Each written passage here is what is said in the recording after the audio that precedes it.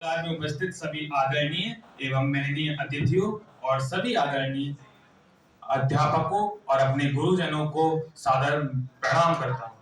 आज मैं आप सभी के सामने एक कविता प्रस्तुत करूंगा कि जिसमें वर्णन इस प्रकार है कि पृथ्वी ने हम लोगों को क्या क्या दिया, उसने अपना आंचल फैलाकर सब कुछ हम पर निछावर कर दिया और हमने बदले में उसे क्या क्या लौटाया।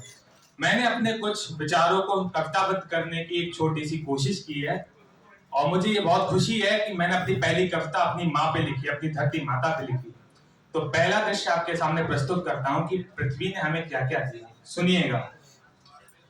कहने को तो मैं मिट्टी हूँ, पर माता कह तुमने पुकारा है। अपने आंचल की छाया में जीवन मैंने पन पाया है। सब जन्म मुझी में पाते हैं, सब लौट मुझी में आते हैं। अपने ऊपर उत्पन्न करूं मैं, अन्न वही सब खाते हैं। जिनके पोषण हेतु ये अंकुर मुझको ही उगाने हैं। ये चल अचल पौधे जंतु सब मेरी ही संताने हैं, सब मेरी ही संताने हैं। वसुंधरा पर दौड़े भागे, अन्न फूल फल हमने खाए। काले गोरे जैसे भी हो, माँ को अपने बच्चे भाए। काले गोरे जैसे भी हो, माँ को अपने बच्चे भाए। गलती कर दे चाहे जितनी, माता कभी न उनको सताए। गलती कर दे चाहे जितनी, माता कभी न उनको सताए। लाड़ प्यार से पोषित करती, गोदी में सदा उन्हें खिलाए, गोदी में सदा उन्हें खिलाए। पृथ्वी ने हमें इतना सब कुछ दिया और इसके बदले में हमने भी उसे कुछ लौटाया है। तो क्या लौटाया वो सुनिएगा। हमने उसकी छाती भेदी, सूख लिया है जल सारा। उसके युवान वृक्षों का जीवन हमने है संघारा। ये जो हमने समरसीबल खोदे, सारे पेड़ सूखते चले जा रहे हैं। रुका नहीं लालच तेरा, रुका नहीं लालच तेरा। जंगल पे जंगल काटे हैं, लोभ में आकर तूने माँ बाप भी अपने बांटे हैं। लोभ में आकर तूने माँ बाप भी अपने बांटे हैं।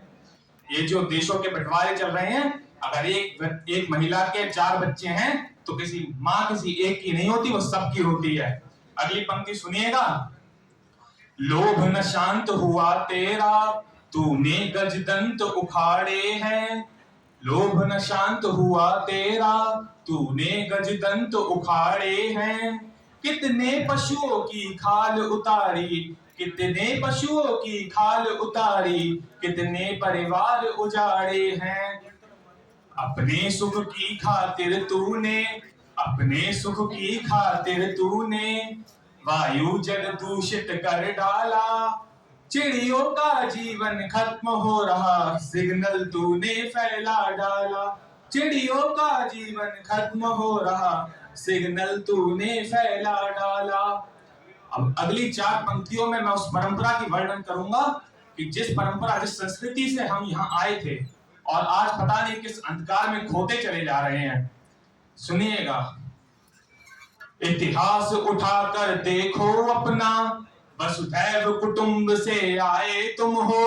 वसुधैव कुटुंब यानी सारा संसार हमारा परिवार है, सारे पेड़ पौधे पशु पक्षी भी। इतिहास उठाकर देखो अपना, वसुधैव कुटुंबकम से आए तुम हो।